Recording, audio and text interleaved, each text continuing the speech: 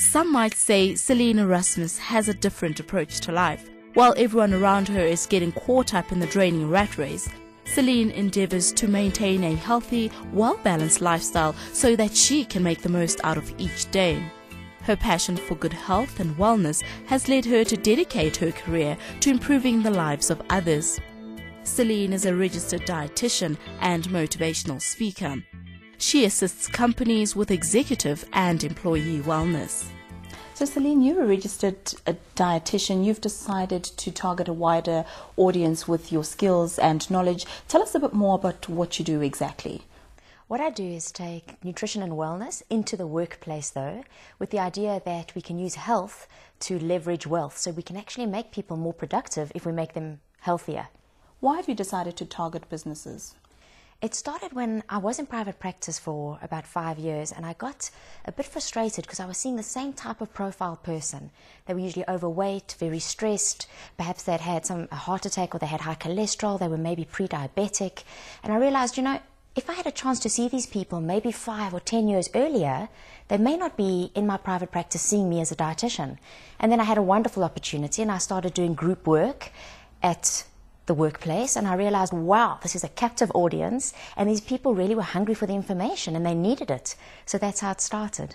Now that you're focusing on businesses, how does bad nutrition affect one's performance in the workplace? Sure. I'm sure you've missed breakfast maybe one day and you've realized Sure. What happens by like 11 o'clock. Your blood sugar levels drop, you feel so tired, you can't concentrate as well. So if you don't eat correctly, short term, it has immediate effects on your energy levels, the way you think, the way you feel. And of course, long term, if you don't eat correctly, you can develop illnesses like diabetes, put yourself at risk of heart disease, you can gain weight, which is what a lot of South Africans are experiencing. And not only that, it can actually make you unhealthy, so you become absent. So at the workplace, there's a big cost for staff that are absent, or else, even if they're at work and they're not feeling great, then we have what we call presenteeism, where they're present, but they're not really engaging at the level that they could be. And you find sometimes we go to the vending machine and we grab a pack of crisps or whatever. How can one avoid this? I think the best thing is to try and plan as much as possible, because our lives are just so busy. So it's important that if you make changes to your lifestyle, and this is something that I bring across a lot in the work that I do, is that it suits your lifestyle, and you must make small changes. A lot of people don't do anything about their health, and then on a Monday morning they try and change like 100 things, and they set themselves up for failure rather than making like 1 or 2 changes, and then you set yourself up for success. So the best thing to do is to spend a little bit of time, a few minutes each day, just planning. So plan what you're going to have for breakfast. Take the right snacks to your office, for instance. I always carry things in my handbag, snacks in my desk drawer, so that those times that I need a quick fix, I don't have to go to the vending machine and look for something that's probably not that good for me. So what other issues do you find corporates and executive often do? What does a typical day look like?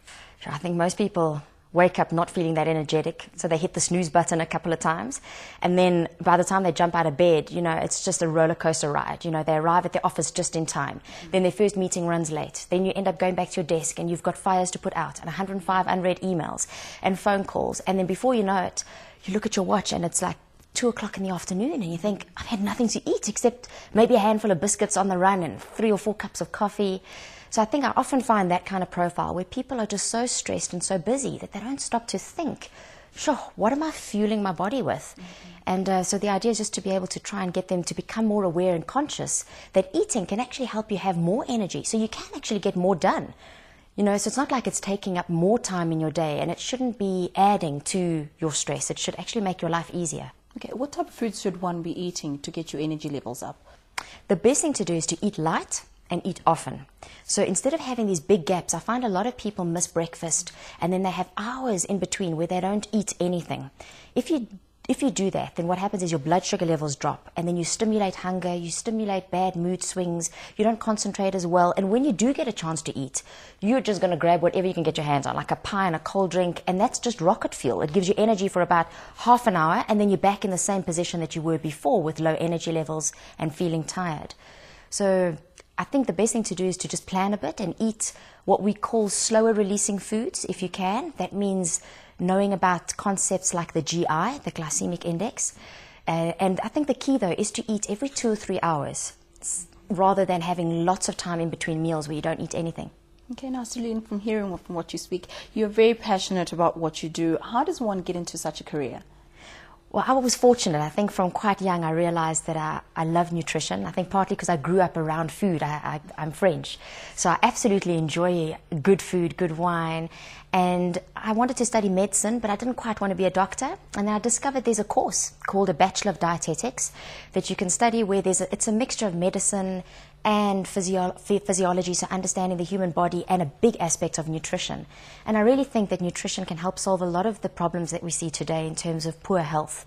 So I studied dietetics and then opened a private practice and had the opportunity to go into corporate, which is really where my passion lies. I love working with groups. The more people I can speak to and create an awareness around how dietitians can really become a credible source of information is just really what I want to be doing. Is this not a very common career path? It's not really, although more and more I find people are becoming much more aware of the impact of health and wellness, and especially within the workplace. So it is becoming more and more popular, but there aren't many people who I think do the group work and professional speaking on the topic. So I'd really like to do that, to be able to work with other younger dietitians and perhaps encourage them to not only think about having a private practice, but be able to increase their scope and their reach by being able to do more group work. So is this a very rewarding job for you? Very, very. I mean, just from daily people saying, wow, I didn't know that's how you read a nutritional label, to an executive saying, I can't believe it. I never thought I could actually lose weight while traveling, to, of course, people actually managing conditions like diabetes and their heart health. Yes, it's very, very rewarding. So before we get into why we need wellness in the workplace, what exactly is wellness? Well, wellness is not just not being sick. I think it's about feeling great. And to me, it's three areas. So wellness is about physical wellness, which is your body. So do you have enough energy to maybe climb a mountain? Do you manage your weight effortlessly? Do you have a spark in your eye? And do you have great skin? Do you feel good? Then there's psychological wellness, which is where do you actually wake up alert? Are you happy? Do you have good motivation? Can you concentrate? So are you feeling quite in touch with your mind?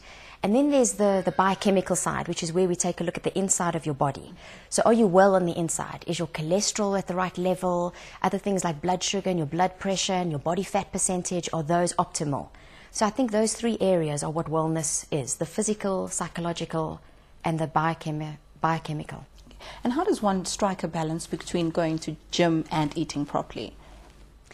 I think the key is to have fun while you're doing it, which doesn't mean going on a crazy diet and being very extreme. So if you're a mom on the run, it's got to fit in with the fact that you've got kids to pick up and you've got chores and you've got to fulfill different roles. I think it's quite important that it suits your lifestyle.